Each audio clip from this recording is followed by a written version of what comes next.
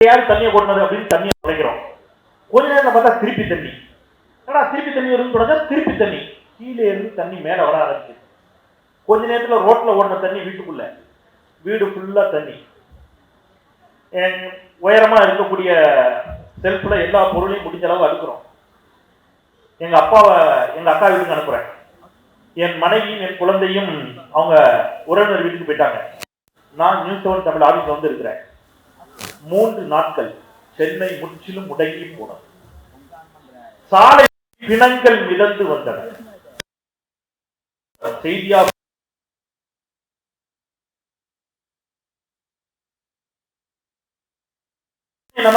நம்முடைய பிரச்சனை. அப்பொழுது ஒரு முதலமைச்சராக இருந்தார். அவருடைய பெயர் மரியாதைக்குரிய அம்மையார் செல்வி ஜெயலலிதா அவர்கள். மழையெல்லாம் வெறிச்சிருச்சா அப்படின்னு பார்த்து பால்கனிலேருந்து மெதுவா எட்டி பார்த்து மழையெல்லாம் வெறிச்சதுக்கு பிறகு ஏசிலாம் ஓடுதான்னு செக் பண்ணிட்டு நல்லா ஏசி டெம்போ டிராவலர்ல மெதுவா அம்மையார் எங்க வந்தாங்கன்னா ஆர்கே நகருக்கு மட்டும் வந்தாங்க. வந்து அவங்க பேசியது என்ன தெரியுமா? ஞாபகம் இருக்காது? அதுக்கு முன்னாடி ஒன்று சொன்னாங்க, அது ரொம்ப சேர்த்து சொல்லணும். நீங்க சொன்னது கரெக்ட் தான், அதை விட்டுறக்கூடாது.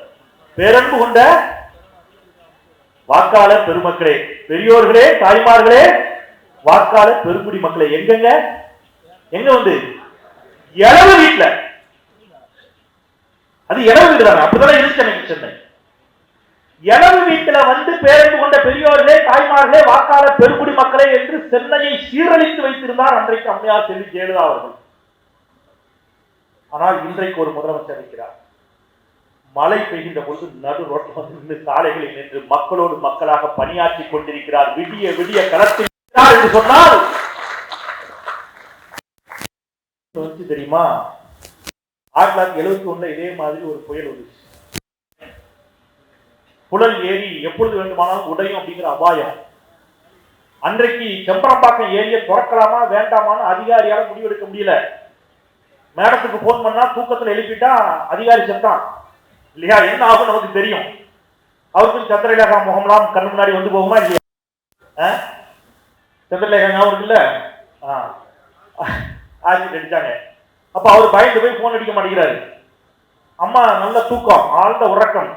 நைட்டோட நைட்டா செம்பரம்பாக்கம் ஏரியா திறந்து விட்டா மக்கள் செத்தான். ஆனா டாக்டர் கலைஞர் 1971 நள்ளிரவில் புழல் ஏரிக்கு செல்கிறார். செக்யூரிட்டி இல்ல, ஏறி தாண்டி குதிச்சு அந்த பக்கம் போகணும். கேட்ட பக்கம் இல்ல, வேட்டியை மடிச்சு கட்டி ஏறி தாண்டி அந்த பக்கம் போய் நள்ளிரவில் புழல் ஏரியை ஆய்வு செய்து ஆவணம் செய்ததால் அன்றைக்கு சென்னை தப்பியது.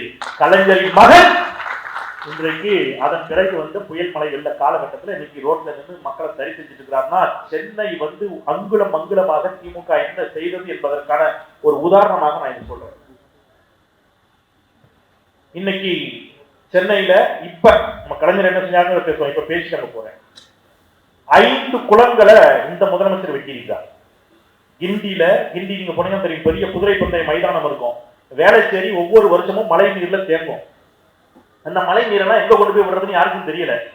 இங்க எவ்வளவு பெரிய இன்னும் பெரிய இடம் இருக்குதா, சும்மா தானே இருக்குது, அது ஒரு 5 குளத்தை வெட்டுங்களான்னு சொல்லி 5 குளத்தை வெட்டி வேளச்சேரியில் இருக்கக்கூடிய தண்ணீரை எல்லாம் கால்வாய் மூலமாக கொண்டு வந்து, நான் இப்படியே சொல்றேன், எனக்கு எதுவும் அதை பத்தி கவலை இல்லை. ஏதாவது ஏன்னா உண்மையை சொல்றது எனக்கு ஒன்றும் பிரச்சனை இல்லை. நவீன கரிகால் சோழனாகத்தான் நம்முடைய முதலமைச்சரின் கண்களில் பட்டார். அப்படி அவ்வளவு தூரம் சென்னையை செதுக்கினார்கள் அல்லவா? இது எப்படி நடந்துச்சு அப்படிங்கறத நம்ம இன்னைக்கு பேசணும். இன்னைக்கு திடீர்னு உடைதான் உருளுதாங்கிற மாதிரி சில பேர் வந்து என்ன சொல்றான், பெண்களுக்கு பாதுகாப்பு இல்லை அப்படின்னு. இந்தியாவில் பெண்களுக்கு பாதுகாப்பான நகரம் சென்னை என்பதை நான் சொல்லல, நீங்க சொல்லல, ஒன்றிய அரசினுடைய NCRB ரிப்போர்ட் சொல்கிறது இந்தியாவில் பெண்களுக்கு பாதுகாப்பான நகரம் சென்னை. இதெல்லாம் எப்படி உருவாச்சு அப்படிங்கறத நம்ம பார்ப்போம். இங்க கடவுள் நம்பிக்கை உள்ளவங்களா இருப்பீங்க. நீங்க கேரளால ஒரு பிரபல ஜோதிடர் இருந்தார், அம்மையார் ஜெயலலிதாவுக்கு. மாந்திரிகம்லாம் பண்ணுவாங்க கேரளால. நான் அப்ப 98, 99 சென்னையில வேலை பார்த்த காலகட்டம். நான் எங்க வேலை பார்த்தேன்னா நம்ம பாடியில PDSல வேலை பார்த்தேன். அப்ரண்டிஸ்க்காக வந்திருந்தேன். 98, 99 காலகட்டம். பயங்கர டிராபிக் இருக்கும் அப்ப சென்னையில. அப்ப சென்னையில கோயம்பேடு பெருந்துறை கிடையாது. அப்போது பாரிஸ் பஸ் ஸ்டாண்டு, பாரிஸ் காசா, அதுதான் நம்ம பாரி முனை என்று அடையாளப்படுத்தினார் கலைஞர். திருவள்ளூர் பஸ்ல நாங்கெல்லாம் அங்க வரணும். நாங்க வேலை பார்த்துட்டு இருக்கோம். பாடியில இருந்து ட்ரக்கு நீல நீல ட்ரக்கு. அப்ப இந்த பைபாஸ் ரோடு கிடையாது, மதுரவாயில் பைபாஸ் தான் கிடையாது, எல்லாமே இந்த வழியா தான் போகணும். சாயங்காலம் 6 மணிக்கு மேல டிராபிக் எங்க வரைக்கும்? பாடியில ஆரம்பிச்ச டிராபிக் அசோக் பில்லரு கிண்டி தாம்பரம் வரைக்கும் இன்ச்சு இன்ச்சு இன்ச்சு இன்ச்சா நகரம் வண்டி. அப்படி இருந்த ஒரு நகரம் ஒரு நாள் காலையில நான் நைட் ஷிஃப்ட் முடிச்சுட்டு காலையில வீட்டுக்கு போறேன். போற வழியில அந்த பாடியில ஒரு பிரிட்ஜ் இருக்கு பாருங்க, அந்த பிரிட்ஜை சுத்தி ஒரு 10-15 மந்திரவாதி உட்கார்ந்து இருந்தாங்க. உட்கார்ந்து யாகம் வளர்த்துட்டு இருந்தாங்க, மந்திரம்லாம் சொன்னாங்க. மந்திரம் சொல்ல சொல்ல சொல்ல சொல்ல பாத்தீங்கன்னா டக்கு டக்கு டக்குன்னு அந்த இடத்துல பாலம் வந்துச்சு. அப்படியா? அப்படி வந்துச்சா பாலம்? அப்படி வந்துச்சா? வரல. கிண்டி கத்திப்பாறால அப்படி ஒரு 10 பேர் உட்கார்ந்து மந்திரம் போட்டாங்க. சொல்ல சொல்ல அப்படியே கத்திப்பாரா பிடிச்சி வந்துச்சு. அப்படியா? எப்படா வந்துச்சு? அவ்வளவு முத்தமிழர் டாக்டர் கலைஞர் கொண்டு வந்த தொலைநோக்கு பார்வையிலான திட்டங்கள். இன்னைக்கு பாடி பிரிட்ஜ்ல தொடங்கி கத்திப்பாரா பிரிட்ஜ் ஆரம்பிச்சு அத்துணை பாலங்களையும் கொண்டு வந்து போட்டதுனால இன்னைக்கு சருன்னு மனுஷன் இருக்கிறோம், போயிட்டு இருக்கோம். நம்ம முதலமைச்சர் சொன்னது பட்டியல் போட்டார், நாடே வியக்கும் சாதனைகள் விழாவில் முதலமைச்சர் நம்ம முதலமைச்சர் பட்டியலிட்டார் முரசொலியில. அதை நான் பத்திரப்படுத்தி வச்சிருக்கிறேன். அவர் சொன்னதை நான் அப்படியே வாசிக்கிறேன், என்னெல்லாம் பாலங்கள்னு. நீங்க யாராவது கரெக்டா பதில் சொல்லிட்டீங்கன்னா நம்ம அண்ணன் மயிலை வேலை உங்களுக்கு 500 ரூபாய் பறிச்சு கொடுப்பாரு. அவர் அடுத்த நிகழ்ச்சிக்கு நீ கூப்பிட மாட்டாரு, இவனை கூப்பிட்டா இவனுக்கு செலவு வைக்கிறான்ப்பா. அண்ணா மேம்பாலம் எந்த ஆண்டு கட்டப்பட்டது யாருக்கா தெரியுமா? 70 இல்ல, கரெக்டா சொன்னோம். 73 திறக்கப்பட்டுச்சு. சரி, 72ல கட்டிட்டீங்க. யார் சொன்னது 73? 73 அண்ணன் 50 பேர் சொல்ல 50 பேருக்கு 500 ரூபாயா?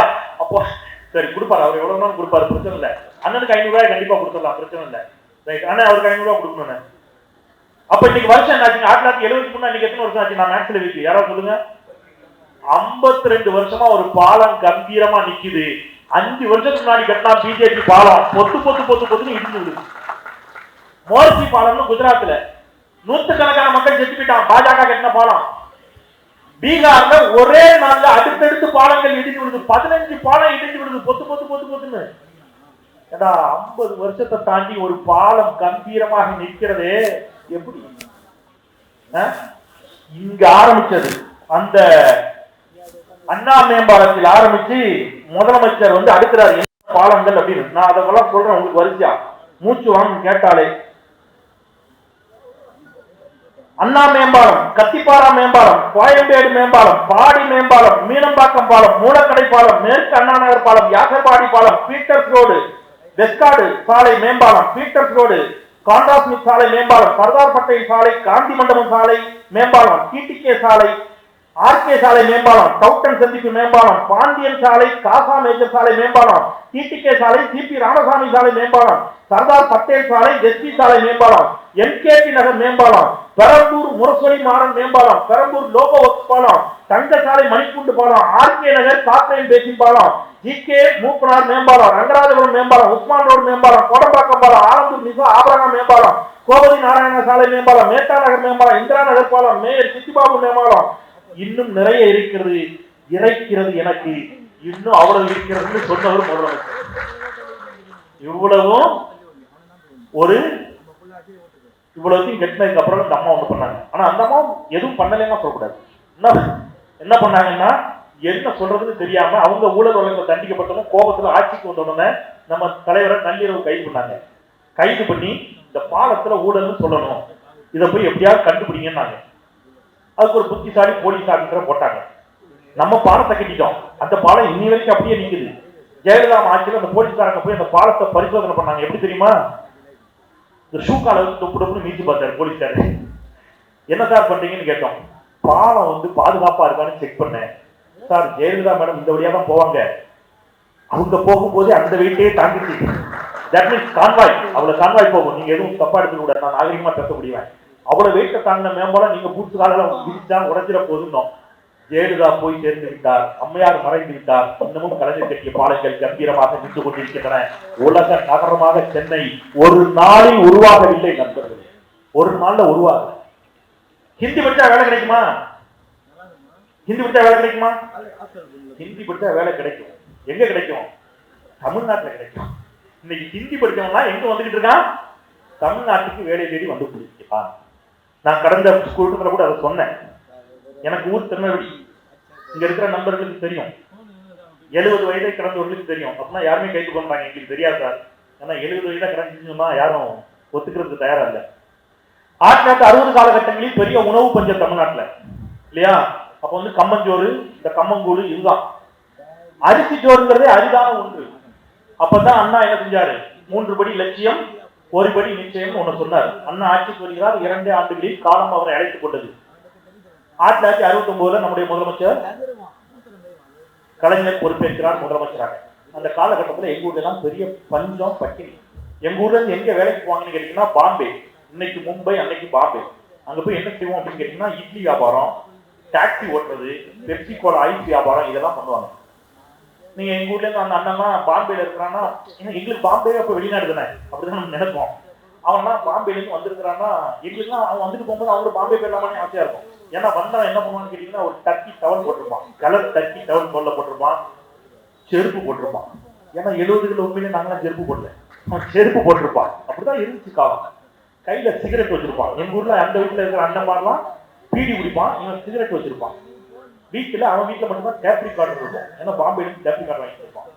டேப் ரிகார்டர்ல என்ன பாட்டு ஓடும் அப்படின்னு கேட்டீங்கன்னா ஹிந்தி பாட்டா ஓடும். அதெல்லாம் ஓடும், ஹவா ஹவா ஹவா இதெல்லாம் ஓடும். அப்புறம் அவன் வந்து என்ன பண்ணுவான்னு கேட்டீங்கன்னா குளிக்க போவான். அந்த குளம் உண்டு, குளத்துக்கு நாங்கெல்லாம் போவோம், நாங்க சும்மா போவோம். அவன் மட்டும் சோப்பா எடுத்து விடுவான். எங்களுக்கு அவன் வச்சுக்க சோப்பே அதிகமா இருக்கும். ஏன்னா உண்மையிலே 70 கிலோ சோப்பை போட்டு 8 பேர் குளிச்சிருப்பான் இல்லையா? அவன் லக்கு சோப்பு வச்சிருப்பான் அப்படின்ற மாதிரி நமக்கு இருக்கும். ஒரு வாரம் போகும். அன்னை கொண்டு வந்த காசெல்லாம் காலி ஆயிடும். அன்னை கொண்டு வந்த காசு காலி ஆயிடுச்சு எங்களுக்கு தெரியும். எப்படி தெரியும்னா வீட்டுல ஹிந்தி பாட்டு நின்றுட்டு வில்லு பாட்டு ஓட ஆரம்பிக்கும். மாயாண்டி சுடலையவன் அப்படின்னு ஆரம்பிக்கும். ரைட்டு, அண்ணன் கொண்டு வந்த காசு காலி. கையில சிகரெட்டுக்கு பதில் பீடி வரும். ரைட்டா? வீட்டுல மானங்கட்டு அறுப்பு விடும். சனியனை இந்த வந்து உயிர் எடுத்துட்டு இருக்க போக வேண்டியதான வேலைக்குன்னு அவங்க அம்மா திட்ட ஆரம்பிப்பாங்க. அண்ணன் கிளம்பிடுவான். இப்படி இருந்த காலகட்டம். இங்கிருந்து வறுமையின் காரணமாக மும்பைக்கு ஹிந்தி தேடிந்தால் போய் வேலை தேடி எதையாவது குழச்சிக்கலான்னு இருந்த காலகட்டம் மாற்றப்பட்டு ஹிந்திக்கான அத்தனை பேரும் பசியையும் பஞ்சத்தையும் பட்டினியையும் போக்கிக் கொள்வதற்காக தமிழ்நாட்டுக்கு படையெடுத்துக் கொண்டிருக்கிறார்களே. இது ஒரே நாளில் நடந்ததா? எவ்வளவு பெரிய இது எங்கேருந்து நடந்துச்சு, எப்படி சாத்தியமாச்சு? அந்த ஸ்டோரியை சொல்லிட்டு நான் சுருக்கமா சென்னைக்குள்ள வந்து முடிச்சு முனைவருக்கு வழி விட்டுறேன். நீங்க அரிசி முதல்ல இருந்த சவால் உணவு, பசி பஞ்சம் பட்டினி. நீங்க அரிசி எங்க உற்பத்தி பண்ணுவீங்க? இன்னைக்கு திடீர்னு சில நடிகர்கள்லாம் வர்றாங்க, அவர்களுக்கு அந்த வரலாறு தெரியணும். அரிசி எங்க கொண்டு போய் உற்பத்தி பண்றது? கம்ப்யூட்டர் இல்லையா? சிப்காட் தொழிற்பேட்டை இல்லையா? வயல் நிலம் வேணும். நிலம் பகிர்ந்து நிலம் இருக்கு. நிலம் பெரும் முதலாளிகளிடம் இருக்கிறது. முதல்ல கலைஞர் என்ன செய்யறாரு? அந்த நிலத்தை கையில் எடுக்கிறதுக்கு ஒரு சட்டம் கொண்டு வராரு. நில உச்ச வரம்பு சட்டத்துல ஒரு சீர்திருத்தம் கொண்டு வருகிறார். தமிழ்நாட்டுல அடையாளம் காணப்படக்கூடிய, அதாவது யாருக்கும் சொந்தமில்லாத இடங்கள் எவ்வளவு இருக்குதுன்னு கணக்கிறார். 2 லட்சம் ஏக்கர். இந்த 2 லட்சம் ஏக்கர் நிலங்களை அடையாளம் கண்டு 2 லட்சம் நிலம் இல்லாத ஏழை விவசாயிகளுக்கு கொடுத்த ஒரு மாபெரும் புரட்சியாளர் முத்தமிழர் டாக்டர் கலைஞர். இப்ப நிலத்தை கொடுத்தாச்சு. இப்ப நிலத்துல சும்மா பயிர் முனையுமா? தண்ணி வேணும். தண்ணிக்கு என்ன பண்றது? தண்ணிக்கு 2-3 வழி. ஒண்ணு, நீங்க ஆத்து தண்ணி வந்துச்சுன்னா அதை அணை கட்டி கொடுக்கணும். கிணத்து தண்ணின்னா பம்பு செட் வச்சு இறக்கணும். அப்பெல்லாம் பம்பு செட் கிடையாது, இந்த ஏத்தம் தான். இந்த விஜயகாந்த் படத்துல பார்த்துருப்பீங்க, ஏத்தம் ஐயா ஏத்தம், அந்த ஏத்தம் தான். அதை போட்டு எவ்வளவு தான் நீங்க உற்பத்தி பண்றது அரிசிய? அதுவும் முடியாது. அப்புறம் அன்னைக்கு இருந்த அரிசி ரகங்கள், நீங்க ஒரு ஏக்கருக்கு இவ்வளவுதான் விளையும். என்னெல்லாம் நீங்க சும்மா நினைச்சிருக்கீங்க கலைஞரை. நான் ஒரு பத்திரிகைக்காரனுக்கு எதுக்கு இன்னைக்கு இந்த மேடையில நான் சொல்றேன், நான் கட்சியில எம்எல்ஏவா, கட்சியில பொறுப்பு, கட்சி கார்டு கூட கிடையாது. ஏன் கலைஞருக்காக பேசியிருக்கேன் தெரியுமா? நன்றி இல்லைன்னா அவன் மனுஷனே கிடையாது. அந்த ஒண்ணுக்கு தாங்க நான் நன்றி உணர்வு. ஒரு புதிய நெல் ரகத்தை கண்டுபிடிக்கிறார். விஞ்ஞானிகளை கூப்பிடுறாரு, வேளாண் விஞ்ஞானிகளை அழைக்கிறார். 5008 ஒரு நெல் ரகம். அது ஏக்கருக்கு அபரிமிதமான உற்பத்தியை கொடுக்கும். அந்த நெல் ரகத்தை கண்டுபிடிச்சு இன்னைக்கு கேட்கறாங்கல்ல சில பேர், கலைஞர் அணை கட்டி கட்டினாரான்னு. 42 அணைக்கட்டுகளை கட்டிய ஒரே தலைவர் முத்தமிழர் டாக்டர் கலைஞர். 42 அணைக்கட்டுகளை கட்டுறாரு. அப்போ அணைக்கட்டுகளின் மூலம் போற பாசனம் ஒரு பக்கம் போயிடுது. இன்னொரு பக்கம் கிணறு வச்சிருக்கிறவங்களுக்கு, ஆழ்துளாய் கிணறு வச்சிருக்கிறவங்களுக்கு கரண்ட் இருந்தா தான் மோட்டர், அவன் கரண்ட் மோட்டர் வைக்க ரெடி, பட் கரண்ட் பில்லு கிட்ட ரெடி இல்லை. இலவச மின்சாரம். இப்ப இலவச மின்சாரத்தை கொடுத்து 42 அணைக்கட்டுகளை கட்டி நிலத்தை கொடுத்து இவ்வளவு கொடுத்து புதிய நெல் ரகத்தையும் கண்டுபிடிச்சு கொடுத்து இப்ப உணவை உற்பத்தி பண்ணி கொண்டு வந்தாச்சு. இப்ப உணவு ரெடி, நெல் ரெடி. இதை மக்கள்கிட்ட கொண்டு போய் சேர்க்கணும். பசி பஞ்சம் வறுமை மக்கள்கிட்ட எப்படி கொண்டு போய் சேர்க்கிறது? கடைக்காரன் கொடுத்தா கடைக்காரன் வைக்கிறதா வேலை. என்ன செய்யலாம்னு சொல்லி தமிழ்நாடு நுகர்பொருள் வாணிப கழகம் என்ற ஒன்றை உருவாக்கி ஊருக்கு ஊர் ரேஷன் கடைகளை திறந்து இந்த உணவை உற்பத்தி செய்யப்பட்ட நெல்ல எல்லாருக்கும் கொண்டு போய் சேர்த்தார். இப்ப உணவு பஞ்சம் முடிஞ்சு. நெக்ஸ்ட் சோற மட்டும் தின்னா போதுமா? கல்வி. 3 கிலோமீட்டருக்கு ஒரு ஆரம்ப பள்ளிங்கிறது அப்ப தெரிஞ்சார். இன்னைக்கு 1 கிலோமீட்டருக்கு ஒண்ணு கொண்டு வந்துட்டோம். கலைஞர் மட்டும் திறந்த பள்ளிகள் 37,000க்கும் அதிகமான பள்ளிகளை கலைஞர் திறந்தார். பள்ளிகள் ஒன்னும் ஒவ்வொரு செக்டாரா பார்த்து செய்தார். அப்படியெல்லாம் செஞ்சுட்டு வரும்போது அடுத்த கட்டமா இப்ப நம்ம அது ஒட்டுமொத்த தமிழ்நாட்டுக்கு பேசினா பேசலாம். இப்ப தமிழ்நாட்டுக்கு வருவோம். இப்படி உருவானதனுடைய விளைவு இந்த பள்ளிகள், இந்த கல்விகள் உருவானதனுடைய விளைவு தமிழ்நாட்டில் தென்கோடி மாவட்டமான திருநெல்வேலியில ஒரு சின்ன குக்கிராமத்துல அரசு பள்ளியில இந்த உயர்கூடைய தூக்கிட்டு போய் படித்த செந்தில்வேல் இன்னைக்கு சென்னையில நின்று பேசிட்டு இருக்கா அப்படின்னா இதற்கு காரணம் அது அப்படிங்கிறதுனால அதை கணக்கு. இப்ப சென்னைக்கு வருவோம். சென்னைக்கு மட்டும் அவர் செஞ்சது அப்படின்னா நீங்க கால்குலேஷனே தெரியாத காலகட்டத்தில் அவர் கணினியை பற்றி கம்ப்யூட்டர் தான் எல்லாம். நீங்க இப்படி எடுத்துக்கீங்களேன். இந்தியாவுக்கு எப்ப 1947 ஆகஸ்ட் 15. இந்தியாவில எல்லா மாநிலத்துக்கும் அன்னைக்கு தானே கிடைச்சது. தமிழ்நாட்டுக்கு ஒரு 20 வருஷத்துக்கு முன்னாடி கிடைச்சதா? இல்ல. வெள்ளக்காரன் கொடுத்துட்டு போகும்போது தமிழ்நாட்டுக்கும் 1947 ஆகஸ்ட் 15 தான். உத்தரப்பிரதேசத்துக்கும் 1947 ஆகஸ்ட் 15 தான். சுதந்திர பொழுது இந்தியா பொருளாதார இந்தியா இருக்கக்கூடிய மாநிலங்களில் கடைசியில இருந்து 2வது இடத்துல இருக்கு. இன்னைக்கு முதலில் இருந்து 2வது இடத்துல நாம இருக்கிறோம் அப்படின்னு சொன்னா இது எங்கிருக்கு சாத்தியம்? ஒரு விஷயத்துக்கு வர ஓகே சிப்காட்டு சிப்கோலாம் சகோதரி சொன்னாங்க. கணினி கால்குலேட்டர்னா என்னன்னே தெரியாத காலகட்டத்தில் 96 அவர் முதலமைச்சராக பொறுப்பேற்கின்ற இனி கணினி டாக்டர் பூங்கோதை ஆலடி அவர்களை தகவல் தொழில்நுட்ப அமைச்சரா நியமித்து போய் கம்ப்யூட்டர் கம்பெனி எல்லாம் பேசி தமிழ்நாட்டுக்கு கூட்டிட்டு வாங்க. அப்போ உங்கள பல பேருக்கு நினைவு இருக்கும். எனக்கு வேலை பார்த்தேன். மத்திய கைலாஷ் பகுதி, மத்திய கைலாசம் இறங்கி அங்க நடந்து போனோம்னா அப்போ அந்த ஒரே காடா இருக்கும். அங்க போறதுக்கே ரோடு கிடையாது. அந்த பக்கம் அப்பதான் அந்த பறக்கும் ரயிலும் தலைவர் கொண்டு வந்தார். இந்த நம்ம இப்ப போத எலக்ட்ரிக் ட்ரெயின் பறக்கும் ரயில் அதுவும் தலைவர் கொண்டு வந்த திட்டம் தான். வேலை நடந்துட்டு இருக்கிற காலகட்டம். அந்த சாலை இன்னைக்கு போய் பாருங்க. ராஜீவ் காந்தி எப்படி இருக்கிறது அந்த சாலை சும்மா நைட்டில் சும்மா டிராவல் பண்ணி பாருங்க. சிங்கப்பூர்ல இருக்கோமா, துபாயில இருக்கோமா, அமெரிக்கால இருக்கோமா, லண்டன்ல இருக்குமா, சென்னையில இருக்குமான்னு உங்களுக்கு டவுட் வரும். அப்படி மாறி இருக்கிறது என்று சொன்னால் அவ்வளவு தகவல் தொழில்நுட்ப கம்பெனி அங்க அழைச்சிட்டு வந்து டைடல் பார்க்க கொண்டு வந்து வச்சு இப்ப எல்லாம் கம்பெனி வந்துடுச்சு.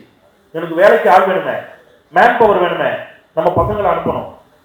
மாவட்டம் தோறும் ஒவ்வொரு ஊர்களிலும் நகரங்களிலும் சிறு நகரங்களிலும் அரசு மற்றும் தனியார் கலை கல்லூரிகளை திறந்து கம்ப்யூட்டர் சயின்ஸ் கல்வியை கொடுத்து வாங்கடா எல்லாரும் வேலைக்கு கூட்டு வந்து எல்லாருக்கும் கம்ப்யூட்டர் கம்பெனில வேலை கொடுத்தா நம்ம பையன் கம்ப்யூட்டர் கம்பெனில உட்காந்து நம்ம அக்கா நாடாளுமன்ற உறுப்பினர் சொன்ன மாதிரி பேஸ்புக் திராவிடம் என்ன கிழித்தது நான் இவனை எல்லாம் எங்கேயா கடல்ல கொண்டு போய் தரலாம். என்ன வயிறு கேட்கிறேன் சீரியஸா.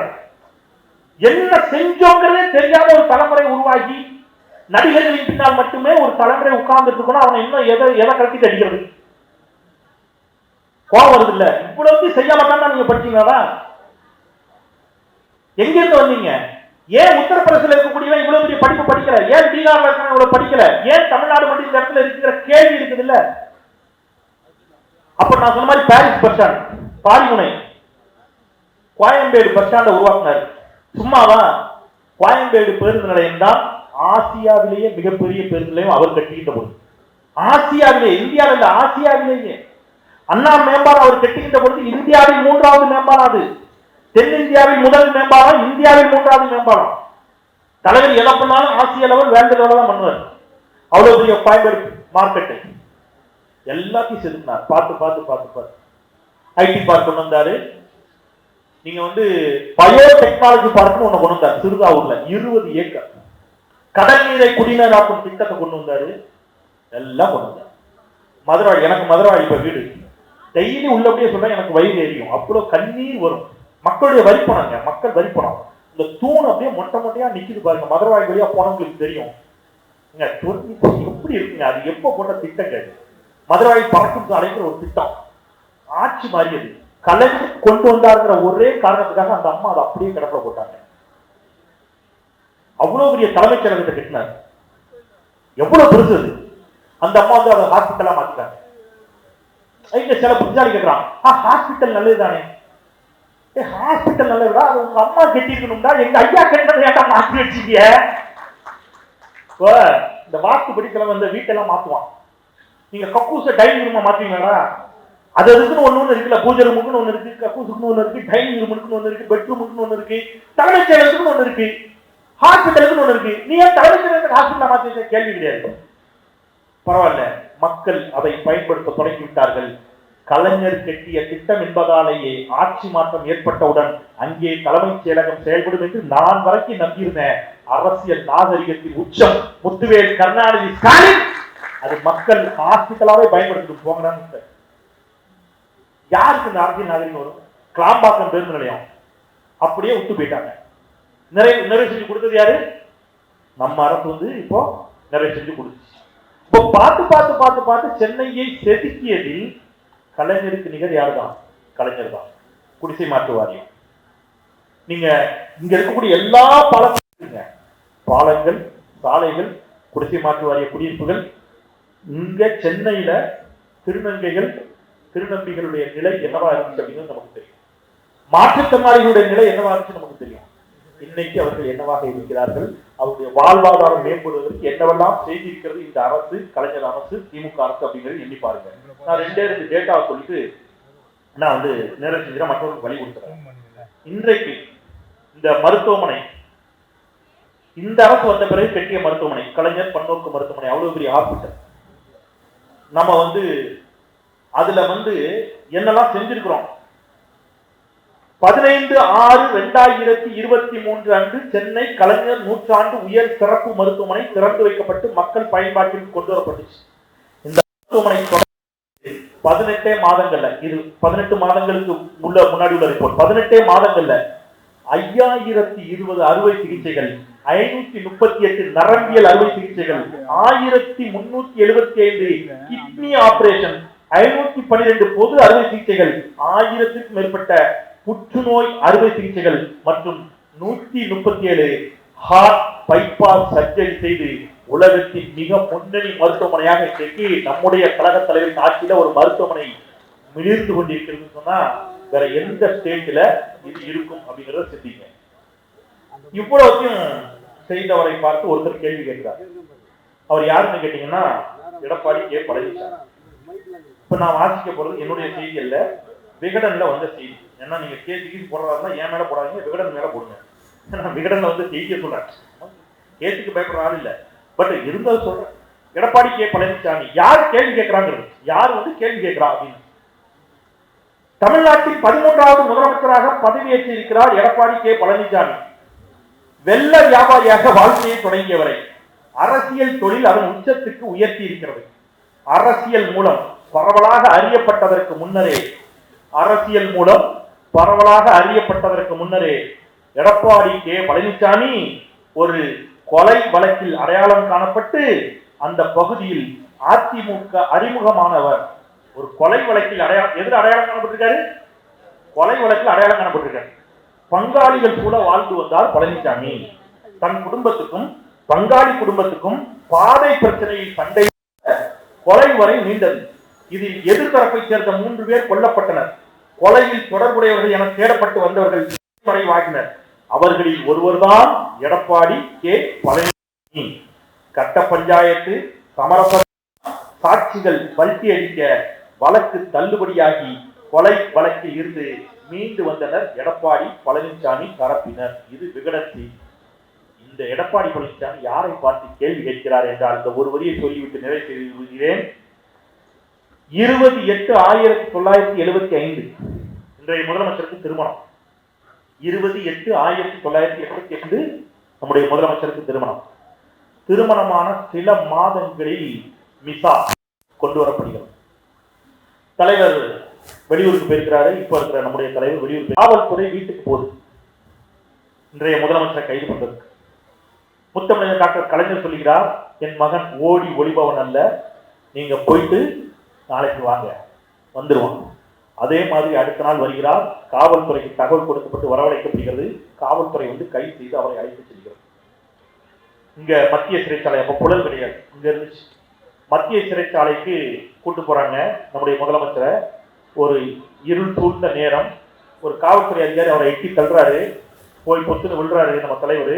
ஒரு உருவம் தாங்கி பிடிக்கிறது. யாரு தம்பி நீங்கன்னு கேட்கிறார். கேட்டவர் திராவிடர் கழகத்தினுடைய தலைவர் ஆசிரியர் வீரமணி அவர்கள். ஐயா நான் ஸ்டாலின். தம்பி நீங்களுமா, உங்களை கைது பண்ணிட்டாங்களாங்கிறார். ஆமாண்ண. சரி படுக்க, எதுவாக இருந்தாலும் காலையில பேசிக்கலாம். படுத்துறாங்க. காலையில எழுந்து பார்த்தா அந்த ரூம்ல 2 பேர் கூட இருக்க முடியாது. ஒருத்தர் இருக்கலாம், அவ்வளவுதான் அந்த ரூம். அதுல 4-5 பேர் அடைச்சிட்டு இருக்காங்க. முக்குல 2 பானை. தலைவர் வந்து ஆசிரியர் வீரமணி அவர்களிடம் கேட்கிறார். இதை அவர் பதிவு பண்ணிக்கிறார் அவருடைய புத்தகத்துல. ஆசிரியர் வீரமணி அவர்களிடம் தலைவர் கேட்கிறார், இதுல 2 பானை இருக்குதானே, நம்ம காலையே நீட்டவே இடம் இல்லையே, இதுல ஒரு பானையை தள்ளி வச்சு ஒரு பானை வச்சுட்டா போதாதான் நம்ம தண்ணி குடிக்கிறதுக்கு கேட்கிறார். எனக்கு அந்த பதில படிக்கும் போதெல்லாம் உள்ளபடியே கண் கலங்கும். ஆசிரியர் வீரமணி சொன்னார், தம்பி அதில் ஒரு பானை தான் நாம் தண்ணீர் குடிப்பதற்கு, இன்னொரு பானை தான் நாம் அத்தனை பேரும் சிறுநீர் குடிக்க வேண்டும். ஒரு அறையில் ஒரு பானை சிறுநீர் கழிப்பதற்கு, அதன் பக்கத்திலேயே குடிநீர் பானை, அங்கேயே படுக்கணும், அங்கேயே சாப்பிடணுங்கிற மாதிரி ஒரு கொடுமையான வாழ்க்கையை மிசாவை கண்டு அஞ்சாமல் எழுந்து நின்ற ஒரு தலைவரை பார்த்து இன்றைக்கு கொலை வழக்கில் தலைவரைமான எடப்பாடி கே பழனிசாமி கேள்வி கேட்கிறார் என்று சொன்னால் இது கால கொடுமை. அதை விட கொடுமை, அவர் மிசாவில் கைதாகி சிறையில் இருந்த பொழுது இன்றைக்கு அவர் என்னை கண்டு அஞ்சி நடுங்குகிறார் என்று ஒரு நடிகர் சொல்லிக் கொண்டிருக்கிறார். அந்த நடிகர் அப்பொழுது 1.5 வயசு குழந்தையாக கையை சுற்றிட்டு தவழ்ந்து கொண்டிருந்த நடிகர் என்பதையும் நான் சொல்லி, ஏன்னா அவர் மிசால கைதாகி உள்ள இருந்தப்ப அவருக்கு 1.5 வயசுக்கு ஒரு நடிகர் வந்திருக்காருல்ல, ஸ்டாலின் என்ன பார்த்து பயப்படுறாங்க பேசுறாங்கல்ல, அவர் வந்து மிசாவை கண்டு பயப்படாமல் சிறையில் இருந்த பொழுது அந்த நடிகர் 1.5 வயது குழந்தையாக இருந்தவர். இவர்கள் எல்லோரும் வருவது தமிழ்நாட்டில். நாம நீங்க ஒண்ணு ரொம்ப நான் சொன்னதை ஞாபகம் போய் பேசுங்க, அதெல்லாம் விட்டுருங்க. அதை தாண்டி நீங்க உங்களுடைய டே டு டே லைஃப்ல அனுபவிக்கிற எல்லா திட்டத்திலும் திமுக இருக்கிறது. காலையில போய் டேப்பை திறப்புறீங்கல்ல, தண்ணி வருது இல்ல, குடிநீர் வடிகால் வாரியம் அமைத்து வீட்டுக்கு வீட்டு தண்ணீர் கொடுத்தவர் கலைஞர். திமுக என்ன செஞ்சதுன்னு கேட்கிறவன் நாளையில இருந்து டேப்பை மூடிடு வேண்டாம். திமுக என்ன கிழித்ததுன்னு கேட்கிறவன் எவனும் அரசு பேருந்துல கால் வைக்காத. ஏன்னா அரசு போக்குவரத்து கழகத்தை கொண்டு வந்தவர் முத்தமிழர். திமுக என்ன செய்யுதுன்னு கேட்கிறவன் உங்ககிட்ட பிள்ளைகள் வேலை பார்த்து கம்ப்யூட்டர் கம்பெனியில வேலை பார்க்கணும், அதை ரிசைன் பண்ணிட்டு வர சொல்லி எங்கேயா ஷாரி என்ன சொல்லு, கோமியம் முடிக்க சொல்லு. பேசுன வழி இல்லை, வேற வழி. நீங்க என்ன செஞ்சது எவ்வளவு செஞ்சது, இது இவ்வளவு என்னமா செஞ்சது, திமுக என்ன செய்தது என்று கேட்பவர்கள் யாரையும் இருந்தால் கலைஞர் காப்பீட்டு அட்டை வச்சிருக்கீங்களா, கிழித்து தூர போட்டுருங்க. உடம்பு சரியில்லையா, எங்கேயாவது போய் கை மருந்து எடுத்து சாப்பிட்டு நீங்க வந்து நினைச்சீங்க நீங்க உங்களை காப்பாற்ற இல்லைன்னா அல்லது பாஜக ஆட்சி செய்யும் மாநிலங்களே போய் பார்த்துட்டு வாங்க. நான் கோபத்துல சொல்றேன், உண்மையிலே நான் கோபத்துல தான் சொல்றேன். இவ்வளவு போட்ட பிறகு ஒரு அரசியல் வந்து நாம் கேள்வி கேட்போம்னா கலைஞர் சொன்னதான் எனக்கு ஞாபகம் இருக்குது. நீங்கள் அரசியலில் கற்றுக்கொண்ட பாடம் என்ன, என்னால் பலன் பெற்றவர்கள் எனக்கு நன்றியோடு இருப்பார்கள் என்று நான் எதிர்பார்க்க கூடாது என்று சொன்னார். அவங்க அப்படி இருக்கட்டும், நாம நன்றியோடு இருப்போம். அவர் கண் அறுவை சிகிச்சை அப்படின்னு ஒண்ணு கொண்டு வந்தாரு. தெரியாதவங்களுக்குலாம், அப்போ வயசானவங்களுக்குலாம் கூட்டு போய் என்ன செஞ்சாரு, கண் அறுவை சிகிச்சை செய்து எல்லாம் கண்ணாடி மாட்டி விட்டாரு. கண்ணு தெரிஞ்ச உடனே அந்த தாத்தா பாட்டிலாம் போய் ரெட்டையில ஓட்டு போட்டாங்க. அப்ப அவர் சொல்லுவாரு, இருக்கிற தாத்தா பாட்டிலாம் கண்ணு தெரிஞ்சு கண் அறுவை சிகிச்சை செய்து கண்ணாடி மாட்டிவிட்டேன், கண் தெரிஞ்சவங்க எல்லாம் போய் ரெட்டையில ஓட்டு போட்டு இருக்கும் பாரு. கண் இருந்தும் பார்வையற்றவர்களாக இல்லாமல் சிந்தித்து முடிவெடுப்போம். இன்னும் ஓராண்டு மீண்டும் 7வது முறையாக திராவிட முன்னேற்ற கழகம் ஆட்சியில் அமர்த்தப்பட வேண்டும். 2.0 திராவிடம் 2.0 மலர வேண்டும் என்பதற்காக நாம் அனைவரும் களத்தில் இறங்குவோம். நாட்டை இன்னும் உலகத்தரத்தில், சென்னையை இன்னும் உலகத்தரத்துக்கு உயர்த்துவோம் என்று சொல்லி விடைபெறுகின்றேன். நன்றி, வணக்கம்.